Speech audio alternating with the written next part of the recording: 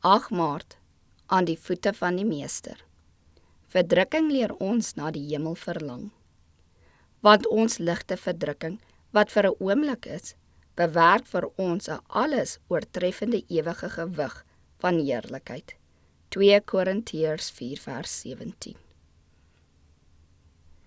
Hoewel die Here nie beloof het om sy volk teen beproewing te vrywaar nie, het hy hulle iets veel beter beloof.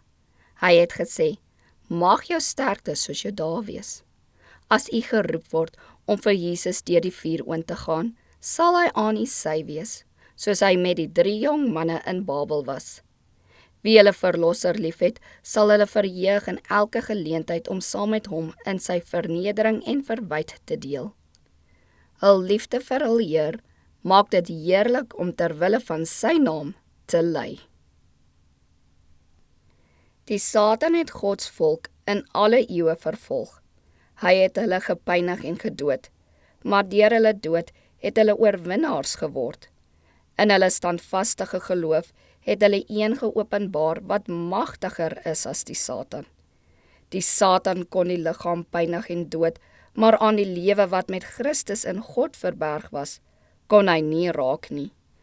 Hy kon hulle inkerker, maar hy kon die gees nie bind nie. Hulle kon na die heerlikheid anderkant die duisternis kyk en sê, ek reken dat die lyding van die teenwoordige tyd nie opweeg teen die heerlikheid wat aan ons geopenbaar sal word nie. Die kerk van God, wat deur die wêreld gehaat en vervolg word in die skool van Christus opgevoed en getuig. Hulle bewandel enige paaie op aarde. Hulle word in die vuur van verdrukking gelouter. Hulle volg Christus deur bitter beproewinge. Hulle verduur selfverloning en ondervind bitter teleurstellings. Maar hulle pynlike ondervinding leer hulle die skuld en die weë van die sonde ken. En hulle verafskuw dit. Omdat hulle in Christus se lyding deel, is hulle bestemd om in sy heerlikheid te deel. In 'n heilige visioen het die profeet die oorwinning van die volk van God gesien. Hy sê, en ek het gesien iets soos 'n see van glas, gemeng met vuur. En die oorwinnaars het ek by die see van glas sien staan, met die sitrus van God, en hulle het die lied gesing van Moses, die dienskneg van God, en die lied van die Lam.